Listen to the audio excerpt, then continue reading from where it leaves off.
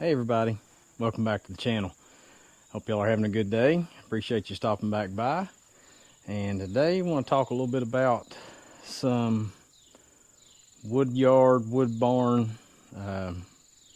changes we're going to make. We're going to change things up a little bit to make room for sawmill. I've started building it and gathering up all the parts and the pieces and trying to get everything worked out and get it built.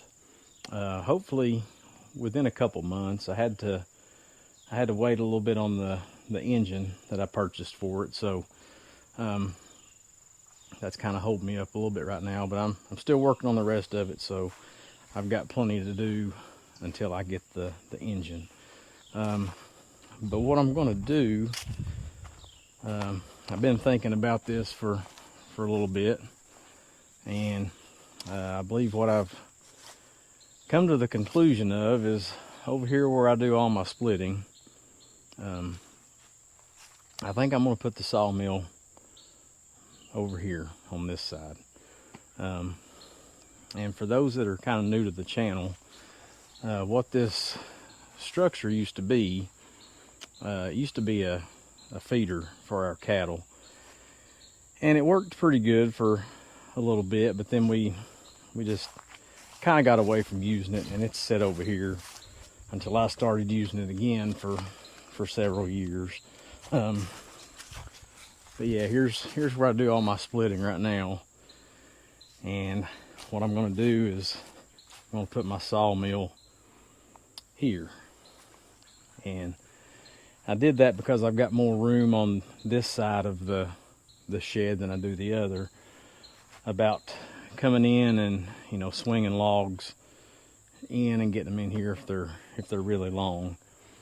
But that's what I've decided to do. But in order to do that, I'm going to have to flip everything over to the other side where I've got my bundle station. So let me take you around here on the other side and show you what my plan is. So here on the other side, I've been using this side as my bundling station. I've got my bundled rack set up here. Previous video I talked about, kind of my flow. I had the bundle machine turned around here, and I could turn right around each basket, load it, and then come right here and load it on a pallet. But what I did, I took these cattle dividers out right here. We used to come in from one end and stack round bales and just push another one through and keep pushing, and basically we could get 5 round bales in this feeder, and then they could eat from either side. Like I said, we kind of got away from it and started feeding out in the fields and trying to utilize the hay for overseed and just move it around and kind of regenerate the pasture. So my plan is this elevated section right here that we used to put hay in. I'm going to open these doors over here and basically feed IBC totes in here just like we used to feed the hay. And then that's going to put my IBC totes up here on this raised platform, and then have my bundle machine here, and then pallet to load my bundles on right here. So that's my plan. I'm going to take these these oak 1x right here and lay them down, basically make 3 little bunks the length of this, to where I can set the IBC totes on those bunks, slide them straight in, and it's not going to dig into the plywood or tear into it. Plus the oak's a lot stronger. So that's my plan. I think it'll work out okay. This is about 5.5 feet wide right here, so I've got plenty of room. And it would also make it nice because it's going to be elevated. So those, in the bottom of the basket, it's going to be up off the ground about a foot. So that would definitely help. And then so that should free up this side right over here, and that's where I plan on doing my splitting is right here where these two IBC totes are now. I believe that's going to work out good. I got it screwed down about every 16 inches. Some good 3-inch screws. Shouldn't go anywhere. Like I said, that oak it's really good stuff. Really hard, so it shouldn't dig into it or anything.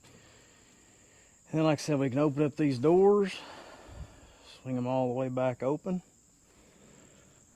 pull the tractor right through here with the forks, set the IBC tote right in there, and just push them in there as far as I want. And I could get 3 in here if I wanted to, because this is 12 feet deep. So that's an option. If I wanted to, I could get 3 in here. And then, like I said, the totes will sit up here, bundling machine right over there. I can come right from it, bundle, straight to the pallet. And I'm only taking up half of this side of the wood barn.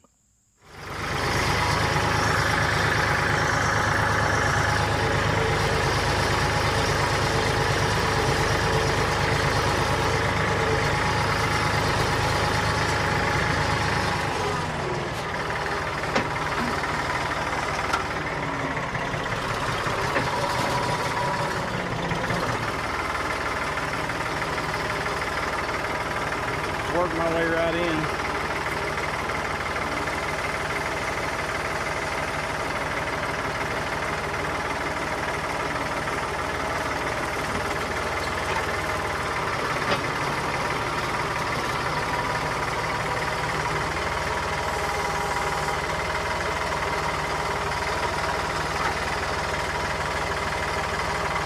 See how well it slides right here.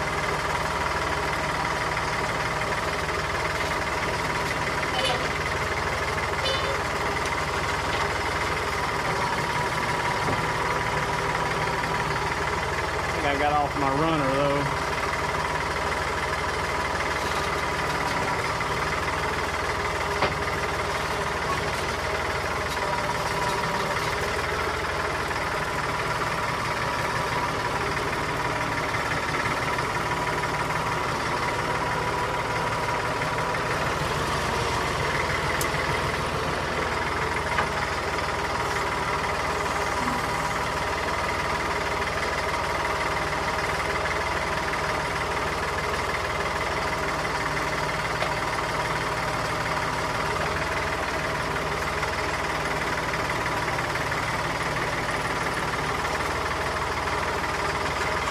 There we go.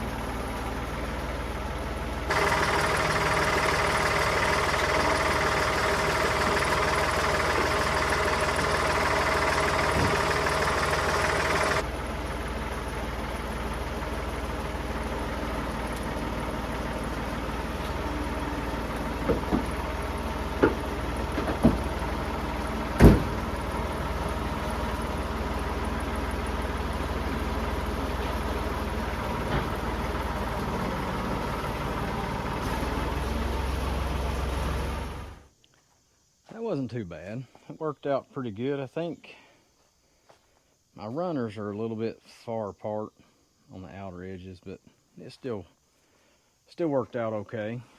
So now I can just close the door on this,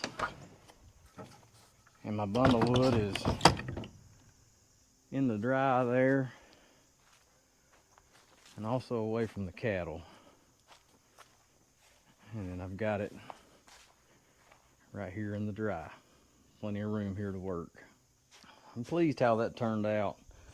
So So these are up elevated out of the way now. I can pull directly from the baskets, load my bundling machine, pick out of both baskets for different species of wood, and come right back to it. And it's at a good working height. I don't even have to bend over. You know, once I get down the bottom of the tote, of course I'll have to bend over, but from a full tote down to, you know, a third or less, I don't even have to bend over, and I can load from there. Plus it gives me, you know, all this room over here to the other side now that I can do my splitting. Put my splitter here, you know, rounds of wood here on each side. Put a pallet here to stack on, or whatever I decide to use, IBC tote. And then I've got this room here that I can set a pallet to stack my bundled wood straight on. So, and it's all in the dry and all right here, very convenient. So very, very happy with how that turned out. And then of course, you know, once the baskets are empty, I can just slide them out by hand back to where I put them in there with the tractor. So I think it's gonna work out good. Gain some room, and that'll allow me to put the sawmill over there on the other side and have all that for just milling. So pretty pleased with how it turned out. So I think that's gonna do it for this video. Greatly appreciate y'all stopping in and watching. I appreciate all the comments, all the likes, and if you're not a subscriber, go ahead and hit that subscribe button. I would greatly appreciate it. And we will catch you on the next one. See ya.